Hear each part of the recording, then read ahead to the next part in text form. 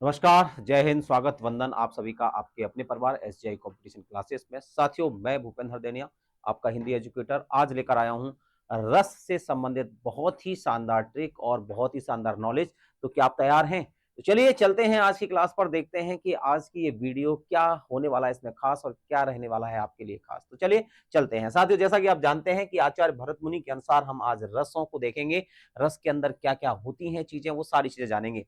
तो सबसे पहले पेज है आपका, ये रहा। देखो, सबसे पहले मैं बात कर दूं कि आचार्य भरत मुनि के द्वारा एक सूत्र दिया गया था जिसे रस सूत्र कहा जाता है, और ये था विभावानुभाव व्यवचारी भाव संयोगात रस निष्पत्ति, अर्थात विभाव अनुभाव और व्यवचारी भाव के सहयोग से रस की उत्पत्ति हुई है।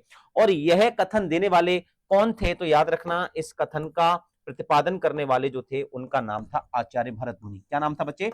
भरत मुनि। भरत मुनि ही वो व्यक्ति हैं जिन्होंने रस की जनक कहा जाता है या रस के प्रणेता कहा जाता है। याद रखना, भरत मुनि, है ना। और ये जो भरत मुनि है, इन्हें क्या कहा जाता है साथियों? तो रस का प्रणेता कहा जाता है, प्रणेता कहा जाता है। क्लियर? तो यहां आप ये देखेंगे, अच्छा इसका अर्थ क्या है? तो विभाव अनुभाव व्यवचारी भाव के संयोग से रस की उत्पत्ति हुई है। ये संस्कृत वाक्य है, क्योंकि भरत मुनि ने ग्रंथ लिखा था जिसका नाम था नाट्य शास्त्र।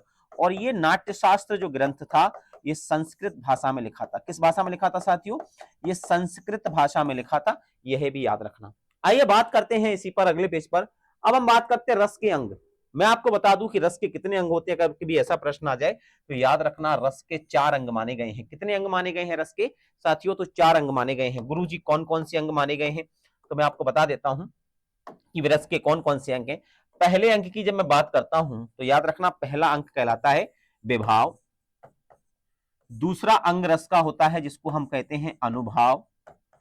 तीसरा अंग जो होता है उसको हम कहते हैं संचारी भाव, संचारी भाव। और चौथा जो अंग होता है उसको कहते हैं स्थायी भाव। क्या कहते हैं साथियों? स्थायी भाव कहते हैं। ये रस के 4 अंग हैं। अगर कभी भी प्रश्न आ जाए कि रस के कितने अंग होते हैं, तो ये आंसर याद रखना कि 4 अंग होते हैं। आइए चलते हैं हम अगली स्लाइड पर। अब देखें, रसों की संख्या पूछी जाती है। बहुत बार ये प्रश्न आता है कि गुरुजी रसों की संख्या कितनी है? तो आपको ये बताना है कि रसों की जो कुल संख्या है वो 9 मानी गई है। कितनी मानी गई है? 9 मानी गई है। यहां पर जितने भी डॉट हैं, अगर आप देख सकते हो, यहां आप देखोगे 1 2 3 4 5 6 7 8 और 9। 9 के बाद अगर आप देखोगे तो एक लाइन खींची हुई है। इसका अर्थ ये होता है कि ये 9 ही रस हैं। इसके बाद जो 2 रस और हैं, ये माने हुए रस कहलाते हैं। क्या कहलाते हैं? ये माने हुए रस कहलाते हैं, यानी बाद में माने गए हैं। क्लियर? अब बात करते हैं 9 रसों की, ये कौन कौन से रस हैं गुरुजी? तो याद रखना, यहां सबसे पहले मैं लिखता हूं आपके लिए श्रृंगार रस। सबसे पहले जो रस है श्रृंगार रस। उसके बाद आप आते चले जाए, हास्य रस होता है, हास्य। उसके बाद और नीचे आएंगे तो आपको मिलेगा करुण। उसके बाद और नीचे आएंगे तो आपको मिलेगा भयानक। उसके और नीचे आएंगे तो फिर आपको मिलेगा रौद्र रस,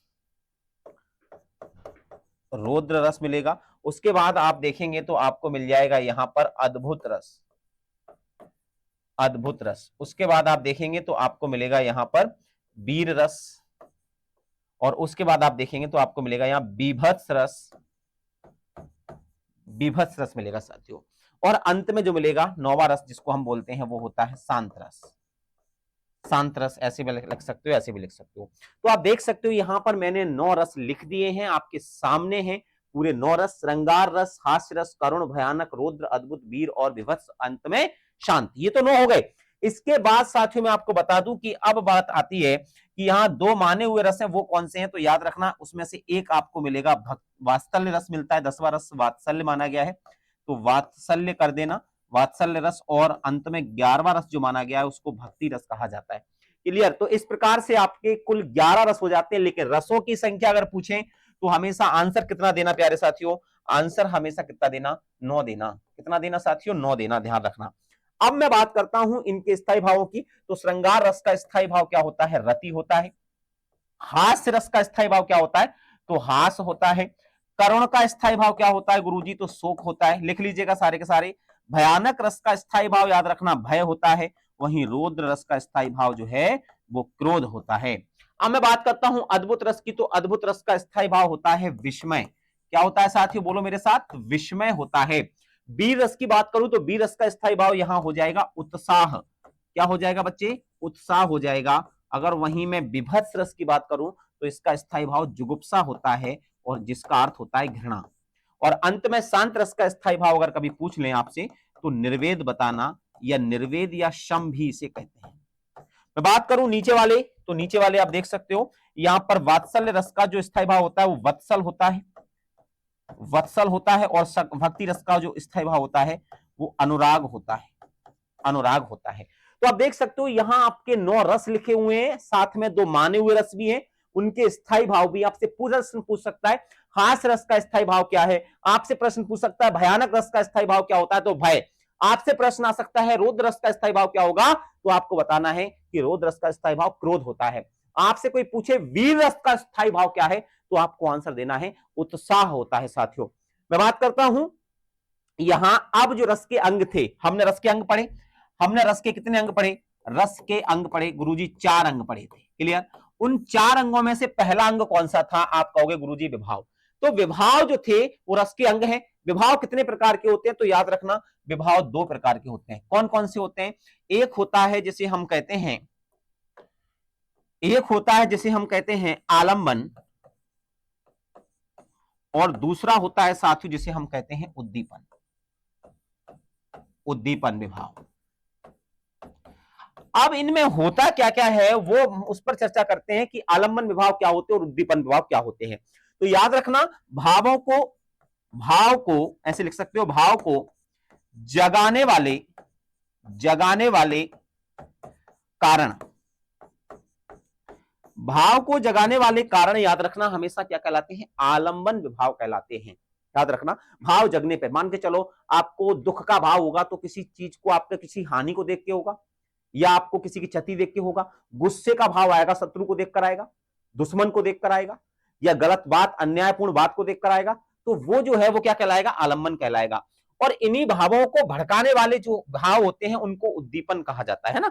यानी भाव को उत्तेजित, उत्तेजित करने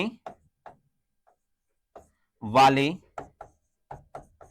कारण, ये क्या कहलाएंगे, आपके उद्दीपन कहलाएंगे। जैसे शत्रु को देखकर आपके अंदर क्रोध तो आया, लेकिन सोचो वही शत्रु आपको चुनौती दे डाले कि मां का दूध पिया है तो आजा, तो आपके अंदर क्या हो गया, उत्तेजना आ गई। तो उसके द्वारा हाव भाव किए गए वो क्या कहलाते हैं, उद्दीपन कहलाते हैं। इसके बाद बात करते हैं अनुभव की। तो साथियों अनुभव भी दूसरा अंग होता है जिसके 4 अनुभव होते हैं, और वो 4 अनुभव कौन कौन से होते हैं, तो सबसे पहले याद रखना कायिक अनुभव होता है साथियों, कायिक अनुभव काया से, वाचिक अनुभव वाणी से, सात्विक अनुभव होता है जो स्वतः होता है, ये सबसे इंपोर्टेंट है, और अंत में होता है आहार यानी वेशभूषा। वस्त्रों से भी हमारे भाव झलकते हैं कि हम दुख में हैं, क्रोध में हैं, शोक में हैं या प्रेम में हैं, ये वस्त्रों से भी एहसास होता है, हमारी वेशभूषा से भी एहसास होता है। तो ये 4 जो है वो अनुभव कहलाते हैं, कायिक अनुभव, वाचिक अनुभव, सात्विक अनुभव। प्रश्न कहां से आता है, प्रश्न सबसे ज्यादा पूछा जाता है सात्विक अनुभव से कि सात्विक अनुभव कितने प्रकार के होते हैं। तो हमेशा याद रखना सात्विक अनुभव का अगर प्रश्न आता है तो यहां आपको बताना है कि गुरुजी सात्विक अनुभव 8 प्रकार के होते हैं। कितने प्रकार के होते हैं, 8 प्रकार के होते हैं, इसके 8 प्रकार होते हैं, समझ रहे हो, 8 प्रकार होते हैं, ध्यान रखना। वो 8 प्रकार कौन कौन से हैं, तो यहां देख लीजिएगा। कंपन आप लिख सकते हो, रोमांच लिख सकते हो, रोम खड़े हो जाना, ठीक है, रोमांच, कंपन।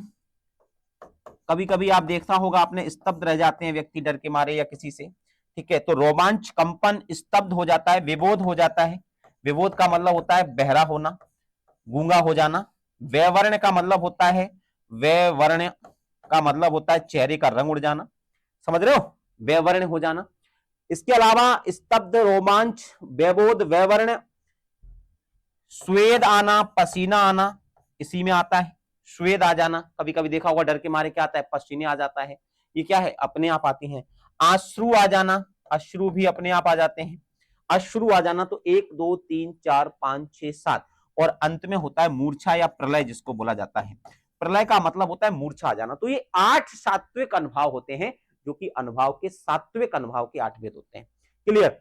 इसके बाद संचारी भाव की संख्या बात करें तो बच्चे इनकी संख्या पूछी जाती है सबसे ज्यादा। तो संचारी भाव की संख्या कितनी होती है, अगर कभी ऐसा प्रश्न आ जाए तो तुरंत आंसर लगाना कि संचारी भाव की संख्या होती है 33। सबको पता है संचारी भाव क्या होते हैं याद रखना, स्थायी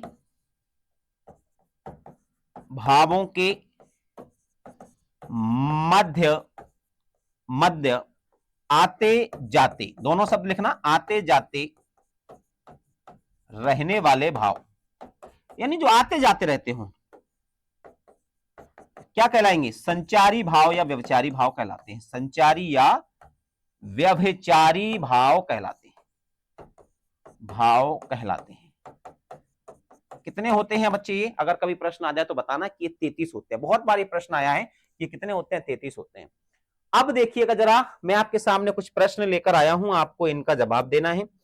5 प्रश्न आपको इस नोटिफिकेशन से मिलेंगे, आपको इन्हीं में से बताना है कि गुरुजी इनके ये आंसर होने चाहिए थे या ये आंसर इसके हो सकते हैं। आपके सामने मैंने 5 प्रश्न रखे हुए हैं, आपको जवाब देना है इनका। और प्रश्न क्या है देख लीजिए, सबसे पहले लिखा है रसों की संख्या कितनी है। आपको पढ़ाया था, आपका जो आंसर होना चाहिए था वो कितना होना चाहिए था, रसों की संख्या कितनी है, 9 है। यही आंसर होना चाहिए था, हाँ या ना। इसके बाद प्रश्न आपको मिला अनुभाव कितने प्रकार के होते हैं, तो आपको अभी अभी पढ़ाया था यहां, अगर आप देख सकते हो तो देख लीजिएगा, अनुभाव कितने प्रकार के होते हैं, आप कहोगे गुरुजी 4 प्रकार के होते हैं। इसका मतलब इस प्रश्न का उत्तर क्या होगा, ऑप्शन 4 होते। रस के प्रणेता किसे कहा जाता है, रस के प्रणेता, रस के जनक कौन थे, पहली ही स्लाइड में बताया था, रस के जनक जो है वो आचार्य भरत मुनि है। कौन थे साथियों, आचार्य भरत मुनि है। तो यहां पर आप देख सकते हो आंसर आपका भरत मुनि हो जाएगा। श्रृंगार रस का स्थायी भाव क्या होता है, दूसरी स्लाइड, तीसरी स्लाइड में आपको पढ़ाया था कि रस और उनके स्थायी भाव, वहां पर श्रृंगार रस का स्थायी भाव मैंने पढ़ाया होगा, एक बार स्लाइड को देखिएगा।